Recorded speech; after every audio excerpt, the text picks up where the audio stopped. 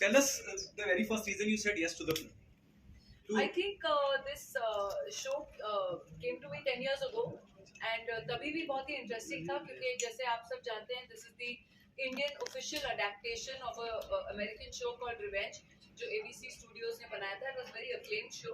तो ये उसका अडेप्टेशन है जो मेरे पास पहले भी आया था लेकिन अंडर डिफरेंट सर्कमस्टेंसेस एंड अब जो इन्होंने पूरा अच्छी तरह जमा के 10 years hence हम सब वापस वही शो बना रहे। तो कहीं ना कहीं ये शो मैं करने ही वाली थी चाहे तब या आज या कल।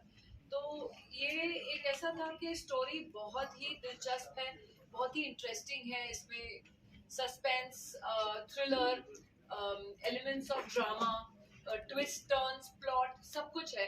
सो इट इज समथिंग कि आप मिस ही नहीं कर सकते हो। So there was no two ways कि मैं न करती ये शो। रवीना जी और मैंने सिर्फ एक सीजन देखा to see the world of the end the planning of the entire show. लेकिन जनरली मैं एक कैरेक्टर नहीं देखती बिकॉज फिर कहीं जहन में वो बैठ जाता है और वो सबकॉन्शियसली आप फॉलो करने लगते हो। तो I wanted to create Indrani Kothari क्योंकि जब हमने इंडियन अडेप्टेशन किया है तो काफी चीजें हैं जो हमारे इंडियन कल्चर से रेलिवेंट होके हमने अडेप्ट किया है उसे हमारे सीरीज में। सो इसलिए रुचि जी को भी लगा कि इट्स नॉट नेसेसरी कि हम वो ही कट पेस्ट कॉपी करें। देयर इज अ लॉट जो बहुत चेंजेस हम लाए हैं इस शो में which makes it even more interesting and more identifiable with our audiences. What is the most challenging part while working on this project?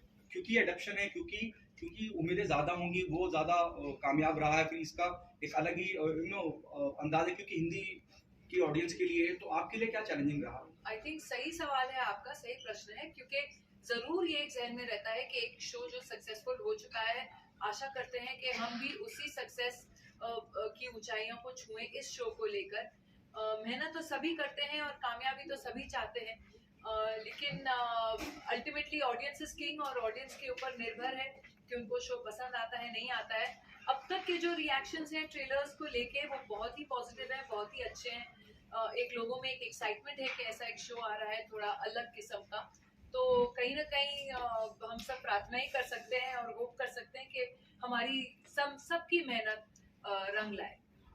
भी है इस चैनल की जो ये विमेन ओरिएंटेड जिसे हम कहते हैं या जो प्रोटैगनिस्ट हैं, विमेन लेड शोज आजकल एक्चुअली पैन ओटीटी प्लेटफॉर्म्स पे हो रहे हैं और हमारी फिल्मों पे भी इक्वल अपॉर्चुनिटी काइंड ऑफ एक दिख रहा है रेल जो चल रहा है इस समय। So I think it is a great change for basic awareness also in our society to bring about that change.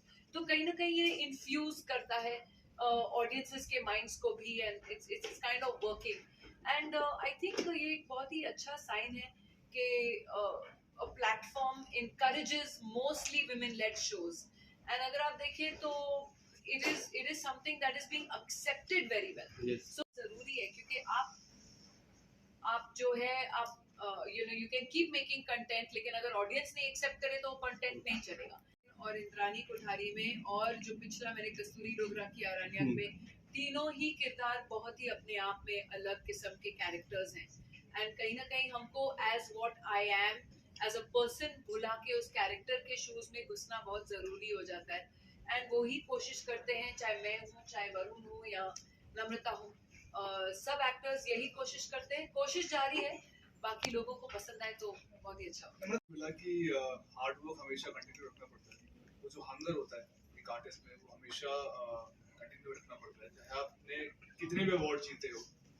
Regardless आपको सेट पे आना है, उतनी ही मेहनत करनी है, उतना ही प्रेप करना है and I think Raveena ma'am से मैंने यही चीज़ सीखी। नहीं बिल्कुल, आई थिंक सेम मेरे लिए भी इतना प्रोफेशनलिज्म, डिसिप्लिन, हंगर अभी भी इनमें देखना बहुत ही इंस्पायरिंग था मेरे लिए क्योंकि that's what I aspire to be और आई होप कि इनकी जो कला है, टैलेंट है, I have imbibed a little bit.